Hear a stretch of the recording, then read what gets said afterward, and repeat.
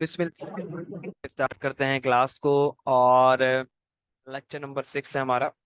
Start करते हैं class को। बड़ी इंपॉर्टेंट डिस्कशन करेंगे इंशाल्लाह आज, और उसके अलावा स्ट्रेट लाइन मेथड के जो कॉन्सेप्ट्स हैं सारे इंशाल्लाह उसको कंप्लीट कर लेंगे हम। स्टार्ट करते हैं। इससे पहले थोड़ी सी अंडरस्टैंडिंग लेते हैं before moving to question where we have a new concept to understand. अच्छा, मुझे बताएं, आपने आपका लेट से अकाउंटिंग, अब आप थोड़ा सा मेरे साथ रहना, ठीक है ना। अकाउंटिंग ईयर एंड है आपका लेट से 31 दिसंबर, जो भी हमारा करंट ईयर चलता है लेट से 2000, ठीक है। सही एग्जाम्पल है, जैसे एग्जाम्पल न्यू कॉन्सेप्ट, ठीक है। और से देखिएगा, ठीक है। मैं जो डेप्रिसिएशन का मेरा फॉर्मूला है ना, और जितने भी डेप्रिसिएशन के फॉर्मूला है, फॉर एग्जाम्पल मैं अभी स्ट्रेट लाइन पे हूँ, कॉप माइनस सैलवेज रेसिडुअल या स्क्रैप जो बोले आप, डिवाइड कर देता हूँ मैं लाइफ से। ये जो मेरा फॉर्मूला है ना, और से देखिए, ये जो मेरा फॉर्मूला है, ये जो मेरा फॉर्मूला है सर, इससे मैं तो अमाउंट निकालता हूँ जो कि डेप्रिसिएशन एक्सपेंस मेरा आता है ना। जो मेरा डेप्रिसिएशन एक्सपेंस निकल आता है, ये डेप्रिसिएशन एक्सपेंस होता है मेरा फॉर, सर ये डेप्रिसिएशन एक्सपेंस निकल के आता है, ये डेप्रिसिएशन एक्सपेंस मेरा निकल के आता है, ये पूरे 12 मंथ्स का होता है। ये फॉर्मूला जो मुझे डेप्रिसिएशन एक्सपेंस निकाल के देता है वो कितने मंथ्स का होता है? 12 मंथ्स का होता है। ईयर मेरा 12 महीने का होता है ना। कहीं से भी स्टार्ट करूँ मैं ईयर, चाहे वो जनवरी से दिसंबर हो, चाहे वो फैब से आ, नवंबर हो, सॉरी आगे वाला जनवरी हो, या वो मेरा मार्च से नेक्स्ट फैब हो, कोई भी हो, अकाउंटिंग ईयर मेरा 12 महीने का होता है। सही है। ये भी पॉसिबल है कि अकाउंटिंग ईयर मेरा जो है कैलेंडर ईयर के साथ हो, जनवरी टू दिसंबर हो। बट पाकिस्तान में अगर हम देखें प्रैक्टिस क्या है, जो कि क्योंकि हमारा basically physical year July to June है, तो इसलिए अराउंड कोई 90 to 95% कंपनी हमारा इसी ईयर को यूज करती है, दैट इज जुलाई 1 to जून, ठीक है। तो अकाउंटिंग ईयर कोई सा भी हो, अकाउंटिंग ईयर कितने महीने का होता है? सिर्फ 12 महीने का ही होता है। ये तो एक बात हो गई। अब जरा गौर से देखिएगा, लेट से मैंने अब एग्जाम्पल हम जो बना रहे हैं यहाँ पे, मैंने कहा अकाउंटिंग ईयर क्या है, 31 दिसंबर 2000, मतलब 2000 तो मैंने ईयर ले लिया, 31 दिसंबर बेसिकली अकाउंटिंग ईयर है, ठीक है। मैंने एक मशीन खरीदी है लेट से 1 मार्च को, यूँ मान ले मैंने मशीन खरीदी 1 मार्च 2000 को। मैं अकाउंटिंग ईयर एंड वाली डेट पे पहुंचा, मतलब किस दिन पहुंचा, चलते चलते चलते चलते मैं कहाँ पहुंचा, 31 दिसंबर 2000 पे पहुंचा, क्योंकि ये ईयर एंड की डेट है। और ईयर एंड पे मैं क्या करता हूँ ईयर एंड पे, मैं डेप्रिसिएशन चार्ज करता हूँ। मैं डेप्रिसिएशन कैलकुलेट करता हूँ, बेसिकली कैलकुलेट करूंगा तो ही चार्ज करूंगा, एडजस्ट करूंगा। सही है, depreciation calculated on year and, ठीक है ना। आप जरा गौर से देखिए, अगर मैं स्ट्रेट फॉर्मूला लगा के छोड़ देता हूँ, लेट से मान लेना इसकी कॉस्ट है एसेट की 1 लाख रुपए, ठीक है। और लाइफ दी हुई है 5 इयर्स। सही है, एग्जाम्पल है, मान लें 2 मिनट। तो मैं यहाँ पे लाके अगर ये टैप से यहाँ कैलकुलेट करूंगा 1 साल का, जीरो है, एस एल भी जाए नहीं कोई, ठीक है। 5, अगर मैं ऐसे कर देता हूँ तो मेरे पास अमाउंट जो निकल के आएगी सर वो होगी 20,000। लेकिन देखे ना, ये जो 20,000 है ये डेप्रिसिएशन, मैंने कहा फॉर्मूला 12 महीने का निकाल के देता है, फॉर्मूला 12 महीने का निकाल के देता है आपको। तो क्या ये 20,000 12 महीने का एक्सपेंस है डेप्रिसिएशन का? ये सही है, मैं पीएनएल में डाल दूं? बता, सोच के बता, क्या मैं डाल, ऐसे आया है 1 मार्च से 31 दिसंबर, कितने मंथ्स 10 मंथ्स बनते हैं, काउंट कर लें। 10 मंथ्स बनते हैं, अगर किसी को मंथ्स में मसला है तो प्लीज अपने थोड़े से इस रट्टे को बढ़ाएं। 10 मंथ्स बनते हैं, ठीक है। सिंपल 12 महीने का है, और 1 मार्च से तो जनवरी फरवरी काट दें आप, 10 महीने बचे, ये तो काउंट। अप्रैल में, जुलाई अगस्त सितंबर अक्टूबर नवंबर दिसंबर, 10 महीने बनते हैं। 10 महीने मैंने एसेट को यूज किया, कितने महीने मैंने एसेट को यूज किया, कितने महीने, 10 महीने। और सर डेप्रिसिएशन मैं चार्ज कर रहा हूँ 12 महीने का, मतलब डेप्रिसिएशन एक्सपेंस में क्या बताता हूँ, मैं डेप्रिसिएशन में क्या बताता हूँ कि basically depreciation gradually decrease in the value of fix asset है ना, यूज मैं बता रहा हूँ कितना मैंने यूज कर लिया। और मैं यहाँ बोल रहा हूँ 12 महीने का। क्या ये सही कर रहा हूँ मैं, क्या ये सही कर रहा हूँ? Absolutely no, big no. मैं ये सही नहीं कर रहा, मैं ये सही नहीं कर रहा। इसका मतलब मुझे कुछ भी करके जब मैंने एसिड को यूज ही 10 महीने किया है, तो सर मुझे डेप्रिसिएशन भी तो बेसिकली मैं बता रहा हूँ कितना मैंने यूज किया है। डेप्रिसिएशन भी तो मैं यही बता रहा हूँ कितना यूज किया है। तो बेसिकली डेप्रिसिएशन में भी मुझे कुछ ऐसा करना है कि मैं चार्ज करूँ 10 महीने का, है कि नहीं? सर अब ये मैं 10 महीने का कैसे चार्ज करूंगा? देखिए मेरा फॉर्मूला वैसे ही रहेगा, सब कुछ वैसे ही रहेगा, ये कोई रॉकेट साइंस नहीं है, सब कुछ वैसे ही रहेगा। ठीक है, लेकिन आगे फ्रैक्शन लगा दूंगा, मैं आगे एक फ्रैक्शन का ऐड कर दूंगा बस, सिर्फ एक फ्रैक्शन का ऐड कर दूंगा आगे मैं बस, और कुछ भी नहीं, कुछ नया नहीं करूंगा। मैं उसको मल्टीप्लाई कर दूंगा जितने महीने मेरे पास रहा है एसेट, 10 महीने, और डिवाइड कर दूंगा साल में कितने महीने होते हैं, 12। सही है। अब देखें कैलकुलेट करके तो डेप्रिसिएशन क्या आता है मेरे पास।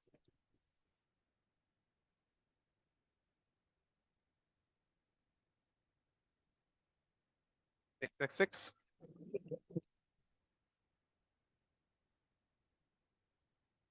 और देखे ना, 12 महीने का मेरे पास आ रहा था कितना, 20, तो 10 महीने का आ रहा है 16,666। ठीक है।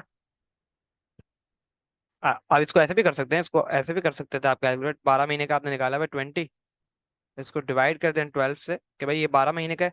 मैंने एसेट कितना चलाया है, मैंने एसेट कितना चलाया है, 10 महीने, तो मल्टीप्लाई कर दूं 10 से, वही आएगा। तो बेसिकली मैंने यहाँ पे भी तो यही किया हुआ है, मैंने यहाँ पे भी यही किया हुआ है भाई। ये रहा 12 महीने का फॉर्मूला, और आगे मैंने डिवाइड किया 12 से, जो आपने किया डिवाइड किया 12 से, मल्टीप्लाई कर दिया। सिंपल, कोई रॉकेट साइंस नहीं है, कोई रॉकेट साइंस नहीं, बहुत आसान सा, keep it very very simple. ठीक है।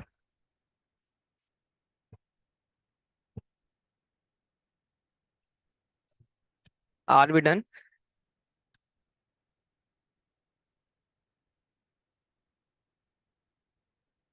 हम्म।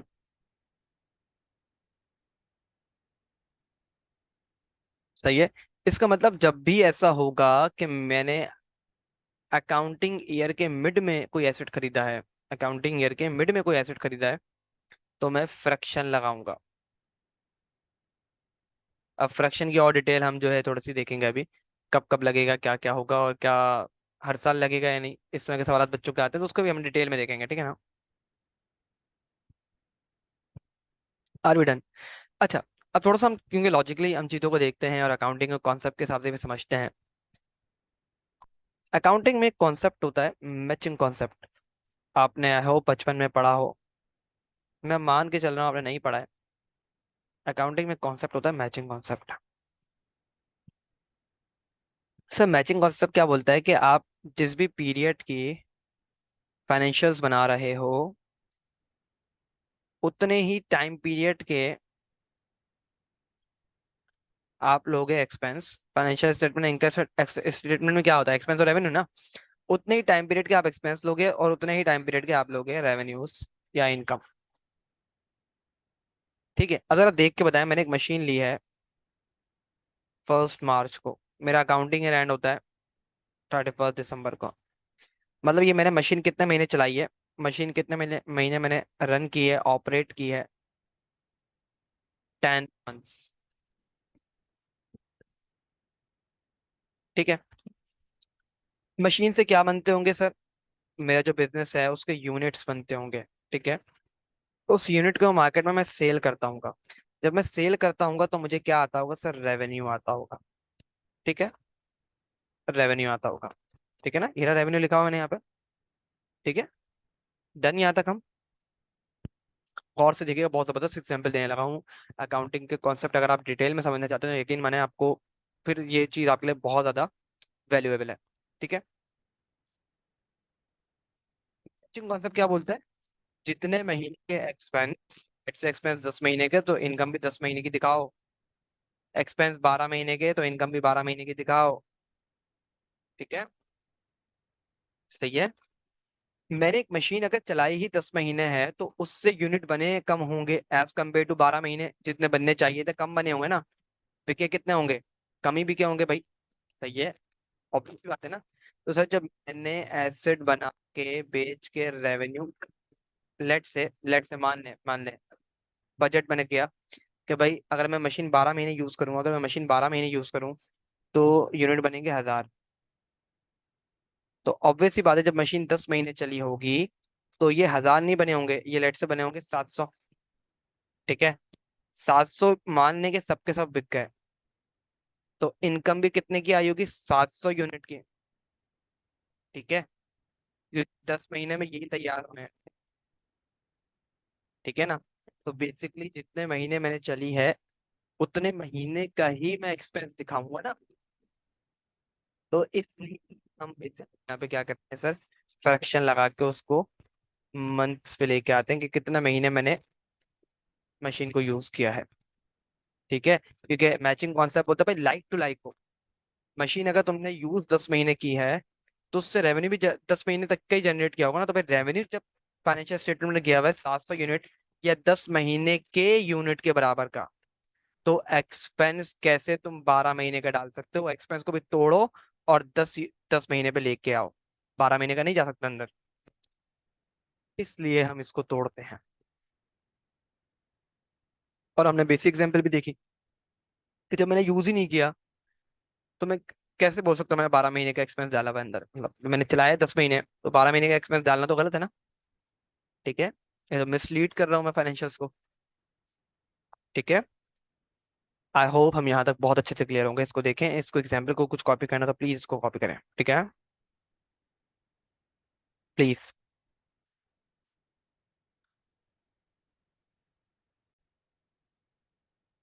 Okay fine. अब जो है आगे बढ़ते हैं क्वेश्चन नंबर 5। मेरे नोट्स का आप लोगों के पास मौजूद होंगे। क्वेश्चन नंबर 5 की तरफ हम आ रहे हैं। क्विकली इसको हमने रीड करना है एंड फिर इसको आगे पढ़ के हम सॉल्व करेंगे इंशाल्लाह।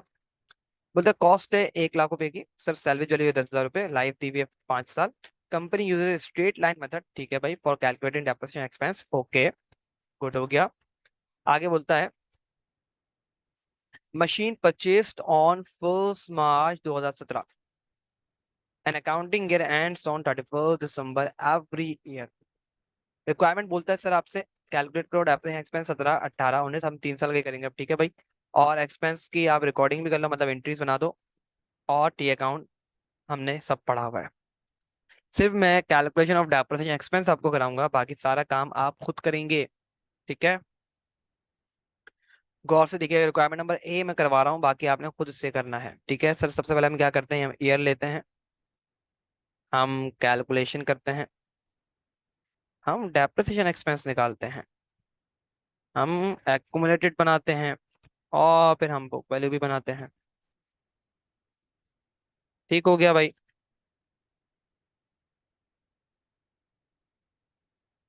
गौर से देखिएगा, मैं 2017 पे हूँ पहले।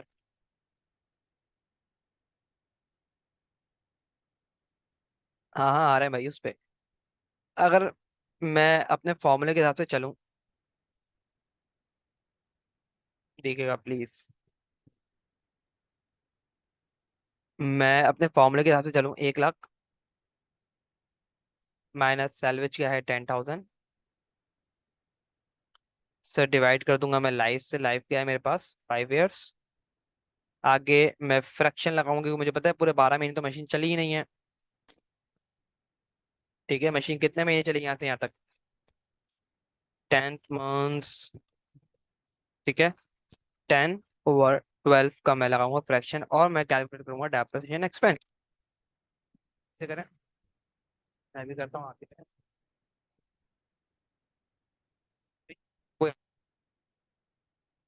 15,000। एक्यूमुलेटेड भी यही होगा भाई। बुक वैल्यू क्या आ जाएगी सर? बुक वैल्यू आती है कॉस्ट माइनस एक्यूमुलेटेड से। कॉस्ट 1 लाख, एक्यूमुलेटेड 15, 85 आ गई। ठीक है भाई। सर मैं आया 2018 पे। मेरा फॉर्मूला इस चार्ट का तो यही रहता है। इस ये तो कभी चेंज होता ही नहीं है ना।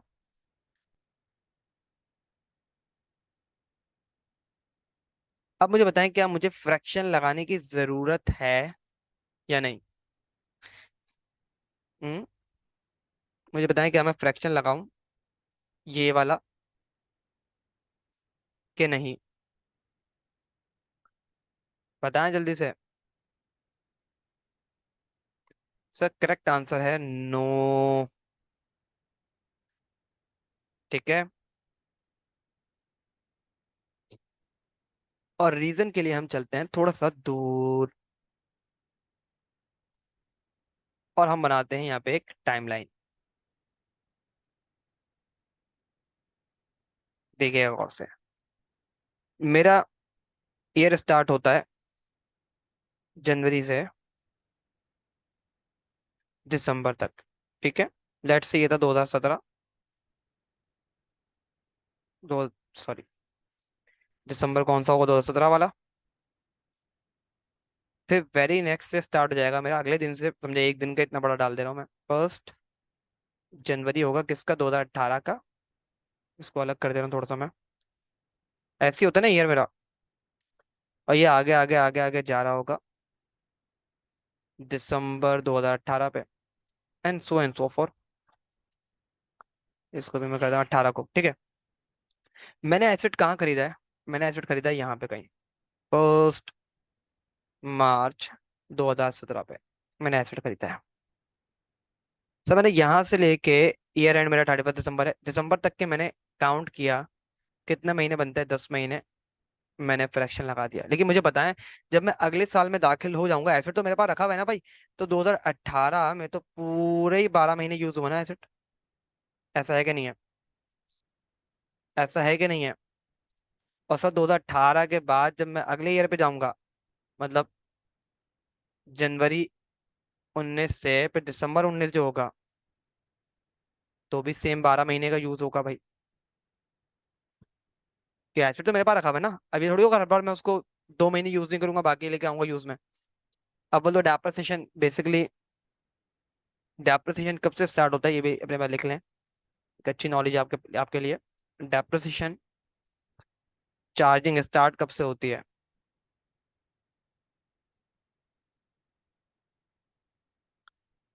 जब एसेट अवेलेबल फॉर यूज हो। ठीक है ना? And not from the date we use it. मैं इसके ऊपर रेड बना दे रहा हूँ। ये बड़ा एक मिसकंसेप्शन है। ठीक है। एसिड पे डेप्रिसिएशन चार्जिंग कब से होती है? जब तक वो अवेलेबल फॉर यूज है। यूज कर सकते हैं हम उसको। हम यूज कर रहे हैं कि नहीं कर रहे हैं, हमारी गलती है भाई। अगर मैं यूज नहीं कर रहा, एसिड मेरे पर रेडी पड़ा हुआ है, मैं उसके ऊपर डेप्रिसिएशन चार्ज करूंगा। ठीक है। वेयर एंड टीयर की वजह से भी हम डेप्रिसिएशन चार्ज करते हैं, ठीक है ना? हम चार्ज करेंगे, सिंपल इज दैट। सही है। And not from the date, not from the date we use it और वी एक्चुअली यूज इट। ये नहीं कि जब से मैंने यूज करना स्टार्ट किया मतलब डेप्रिसिएशन, ऐसा नहीं है। वो अवेलेबल फॉर यूज है।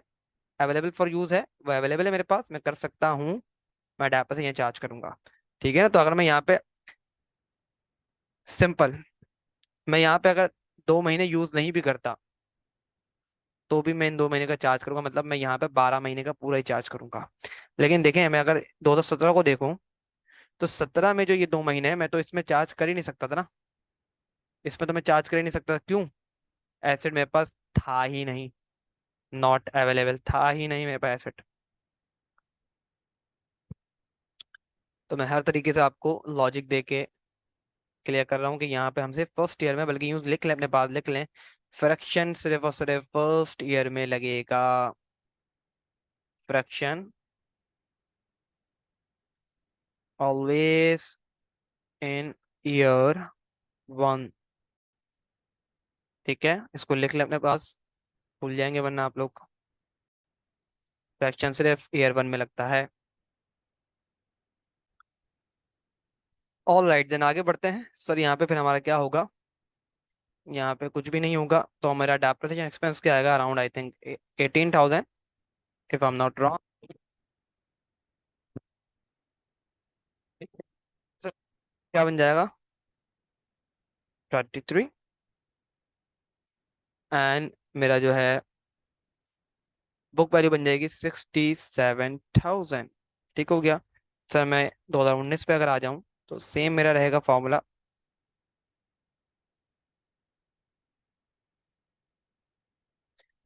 तो ये भी सेम आएगा मेरा।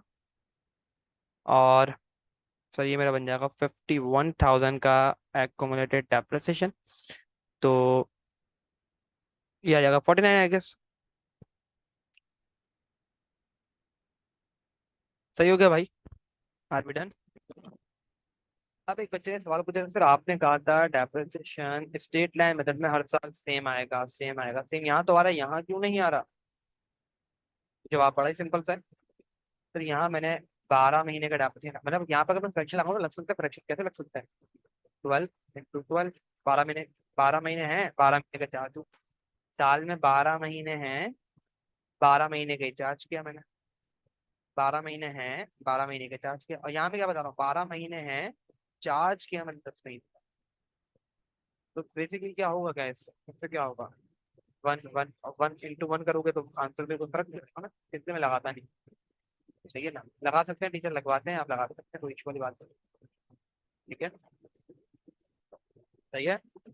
बेसिकली यहाँ मैंने 12 महीने का किया नहीं है, वरना अगर मैं कर दूँ तो सर बराबर हो जाएगा। ये लेट से मान लें एक ईयर और है एग्जाम्पल के लिए, तो मैं इसको अलग यूज कलर से यूज कर रहा हूँ, अच्छा कर दिया। मान लें कि मैं यहाँ पे कर रहा हूँ, कितने महीने छोड़े थे उसके? 10 किए थे ना, 12, 2 महीने, 2 महीने कॉल करता हूँ उसके 2 महीने रह गए ना इसके। देख लें, मैं इसको अगर 2 महीने का कर दूँ, ये आएगा 3,000 रुपये। 3 + 15 हो गया करके।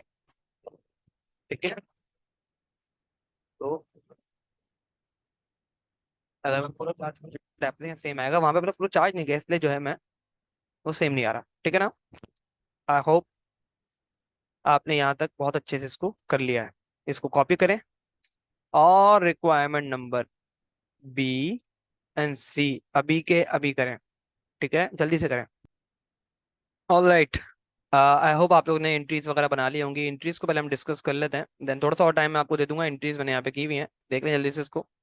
देखिए सिंपल सी है, हर साल सेम एंट्री बनेगी। मेरी expense debit, accumulated depreciation credit. पहले साल 15,000। और profit and loss account debit, depreciation expense मेरा क्रेडिट हो जाता है अगले साल विद द सेम अमाउंट। ठीक है, उसके बाद ये 2017 की एंट्रीज हो गई। 18 में मैं सेम एंट्रीज पास करूंगा। Expense debit, accumulated credit with the amount this time 18,000 here and 18,000 over there. Okay, उसके बाद मैं आगे बढ़ूंगा सर। आगे बढ़ते हुए 2019 से मेरे पास अगेन मेरी सेम एंट्रीज होंगी। Depreciation expense debit and accumulated credit, profit and loss account या एक्सपेंस एंड लिमिट समरी भी आप बोल सकते हैं। And depreciation expense credited with the amount 18,000 that we have computed over here. ठीक है, I hope we are done with this. Are we okay? मैं आपको 5 मिनट और देता हूँ, एक्सपेंस का अकाउंट बनाए, then we will discuss. Okay, let's discuss the depreciation expense account. पहले मेरा डेप्रिसिएशन एक्सपेंस 15 से क्या हुआ है? डेबिट हुआ है। एंड देन दूसरी एंट्री पे क्रेडिट हुआ है। जब डेबिट हुआ है तो वजह बनी है एक्यूमुलेटेड डेप्रिसिएशन। मैंने लिख दिया वजह, एक्यूमुलेटेड डेप्रिसिएशन। यहाँ मैं डेट डाली, 31 दिसंबर 17 करते हैं इसको। ठीक है, अमाउंट 15,000। और उसके बाद क्रेडिट हुआ है तो वजह बनी है प्रॉफिट एंड लॉस अकाउंट 15,000। ठीक है, नीचे उतारा मैंने, डबल क्लोज कर दिया। अगले साल सेम अगेन, इस दफा अमाउंट थी मेरी 18,000। देख रहे हैं 18,000, 18,000 है। ठीक है, नेक्स्ट ईयर अगेन 18,000 एंड 18,000। ठीक है, यहाँ पे मैंने ऊपर समझे एक दफा लिख के मैंने क्लोज कर दिया। ठीक है, डायरेक्ट कर दिया है, वैसे डायरेक्ट बट आप ना कीजिएगा फिर भी। 18 लिख के समझे यहाँ, 18 के बाद एक दफा फिर 18 लिखें, फिर डबल क्लोज करें, ठीक है। दिस गुड फॉर यू,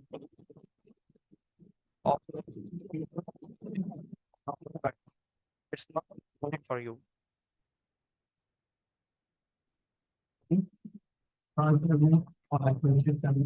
नहीं बनाया अब तक।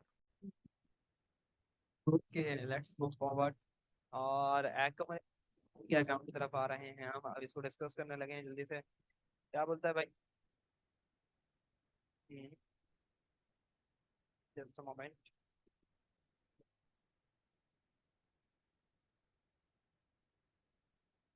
तो we have edit the mistake, पर यहाँ एक्ट का बनाएंगे, ठीक है। बेसिकली ये वाला एरर ओवर दिया। सो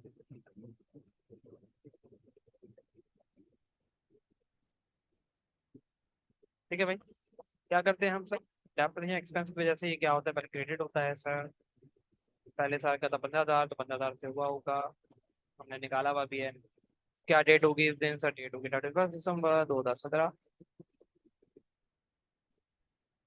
ठीक है, उसके बाद क्या हुआ होगा भाई? यहाँ तो कुछ था नहीं, तो यहाँ सीडी बन गया कितने से? 15,000 से। सीडी के बाद हम क्या करते हैं सर? डबल क्लोज करते हैं 15,000 पे, ठीक है। सीडी पे डेट क्या आएगी अगेन? 31 दिसंबर 17। उसके बाद जो सीडी बैलेंस था मेरा, वही जाके बन जाएगा मेरा बीडी बैलेंस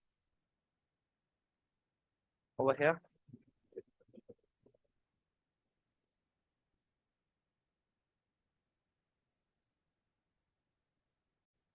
अच्छा जी, कंटिन्यू करते हैं। सीडी बैलेंस मेरा बन जाएगा, बीडी बैलेंस कितना हो गया मेरा? 15,000 अगेन। और यहाँ मुझे पता है कि मैं यहाँ पे इस पे क्या डेट डालता हूँ, नेक्स्ट ईयर की 31 दिसंबर में मैंने क्लोज किया ईयर को, तो मैं फर्स्ट, मैं इसको कलर चेंज कर देता हूँ यहाँ पे। ये बनेगा मेरा 1 जनवरी, सही है। और 18, ठीक है। उसके बाद फिर अगले साल डेप्थ मैंने कैलकुलेट किया होगा, होगा नहीं बल्कि किया है। और यहाँ पे मैं डेट डालूंगा 31 दिसंबर 18, ठीक है। फिर 31 दिसंबर बेसिकली मेरा क्या था? Year and. उसके बाद ये कितना बनता है? 30, यहाँ मान लें कि यहाँ पे कोई एंट्री नहीं है, as always carry down balance मेरा बन जाएगा सर 33,000, ठीक है। और यहाँ मैं अपनी ईयर एंड की डेट डालता हूँ हमेशा से 31 दिसंबर 2018, ठीक हो गया। आगे बढ़ते हैं। उसके बाद सीडी के बाद मैं क्या करता हूँ? Double close, and double close should be on the highest amount, that is 32,000। CD के बाद सेम अमाउंट पे मेरा आ जाता है बीडी, ब्रॉट डाउन बैलेंस। और ये अगेन 1 जनवरी 2019, 18 के बाद 2019, ठीक है। और फिर 2019 में मैंने कैलकुलेट किया डेप्रिसिएशन, ठीक है। 2019 में मैंने डेप्रिसिएशन एक्सपेंस को कैलकुलेट किया, कितना था? 18,000। किस दिन किया होगा? अगेन मैं डेप्रिसिएशन एक्सपेंस को ईयर एंड पे कैलकुलेट करता हूँ, 31 दिसंबर 2019, ठीक है। उसके बाद क्या हुआ होगा भाई? यहाँ मैंने कर दिया, और दूसरे हेड पे अगेन मान लें कि कोई एंट्री नहीं आई, सही है, होती भी नहीं है, हमने इसको देखा है लॉजिकली। सम कर लें इसको, ये बन जाए,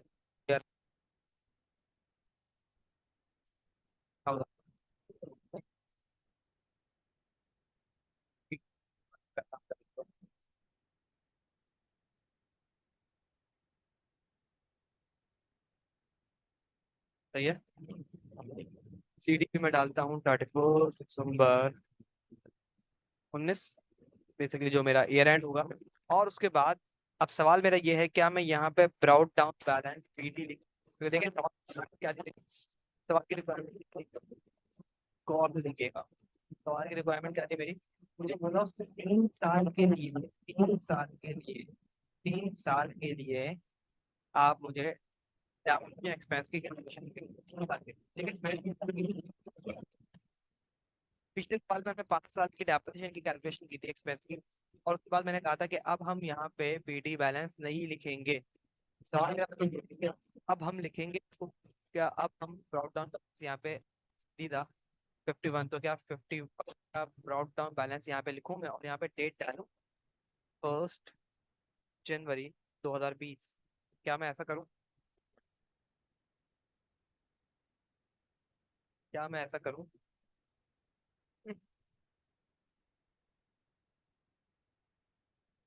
तो जवाब यस।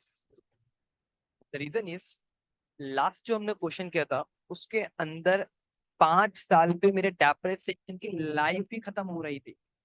5 साल पे डेप्रिसिएशन की एंड ऑफ लाइफ थी वहां पे।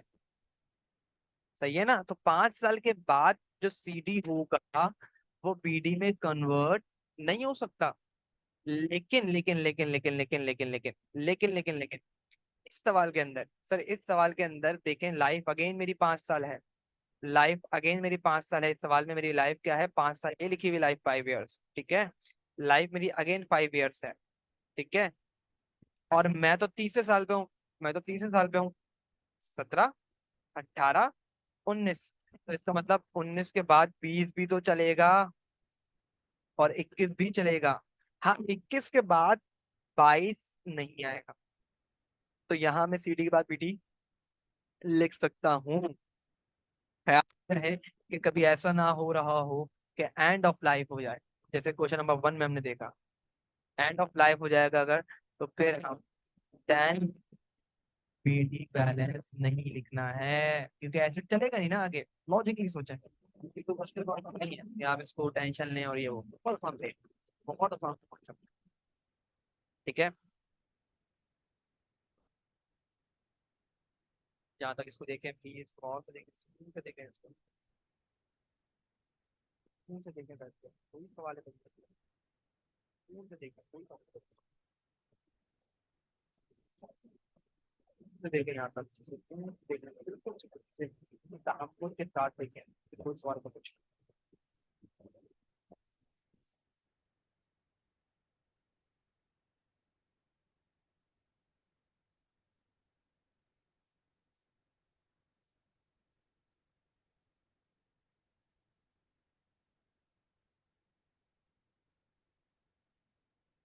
इस सवाल है तो कुछ प्लीज।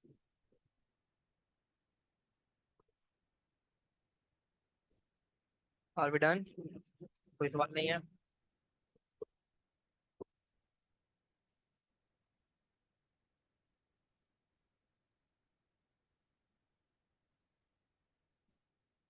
ठीक है, गुड हो गया। अब एक चीज देख लेगा। देखिए हम यहाँ पे कॉन्सेप्ट के साथ से हमारा एंड हो गया है। एक चीज और मैं थोड़ा बता दूं। रेट अगर सवाल में गिवन है, गिवन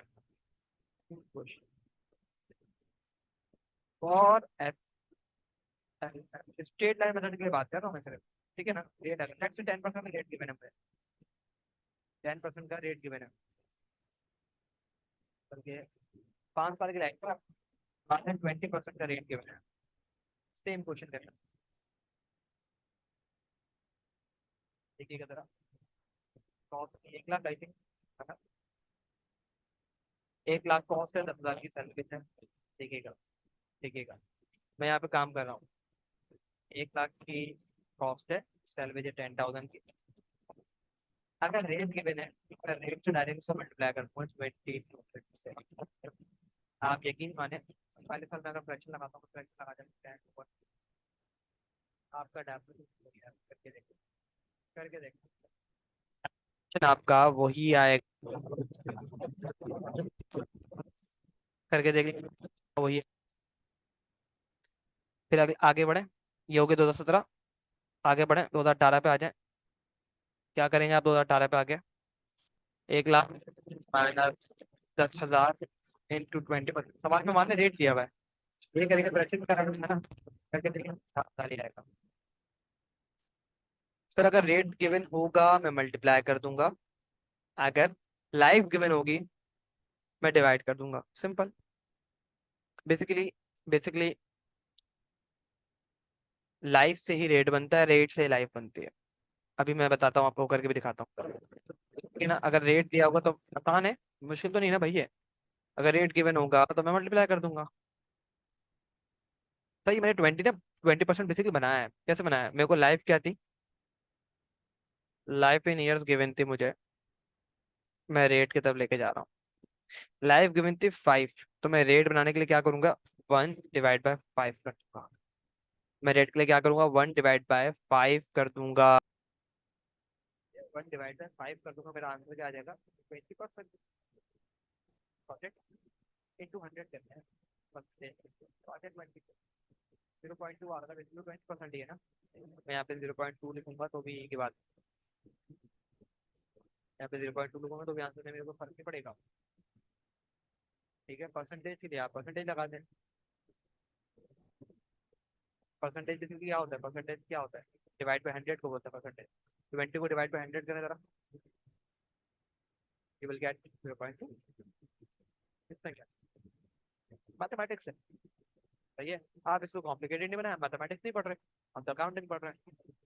ठीक है।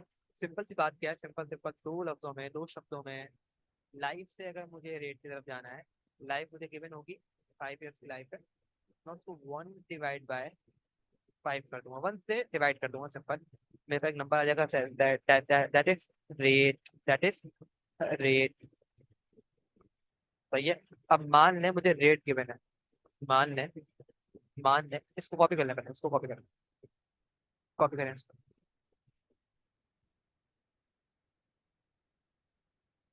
अब देखें, 22% भी सेम है, आसानी है, कुछ भी नहीं है नया। अगर मुझे रेट गिवन है और रेट से मुझे लाइफ की तरफ जाना है, रेट है 20% गिवन है, ठीक है, मैं क्या करूंगा, 1/20 कर दूंगा, लाइफ आ गई 5। सिंपल, इसमें क्या है,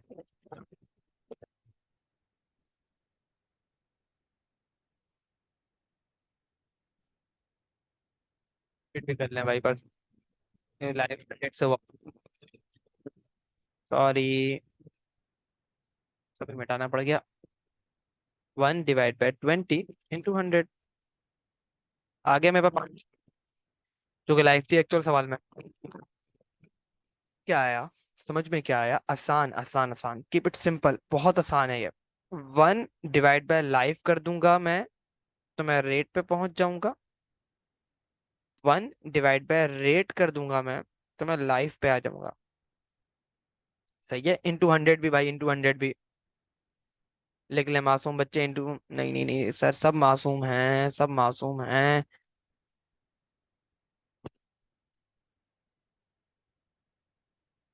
इंटू 100 रेट पे आ जाऊंगा, और 1/रेट करूंगा, इंटू 100 भी, तो मैं लाइफ पे आ जाऊंगा। सर ये मैं बता क्यों रहा हूँ आपको,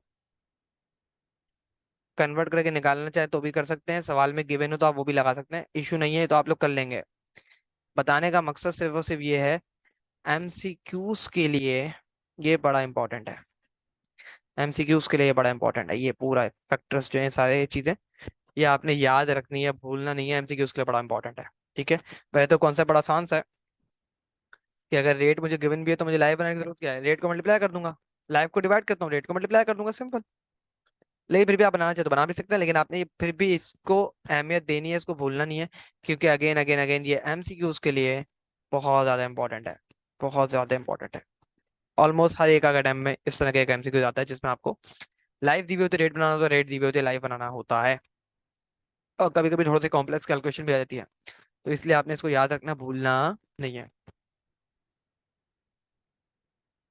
are we done with this question, are we done, okay, let's go for other.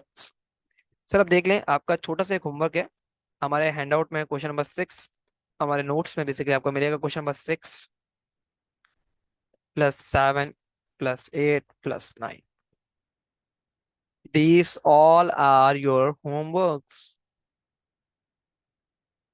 ठीक है। नेक्स्ट क्लास से पहले पहले ये सारे सवाल आपने कंप्लीट करने हैं।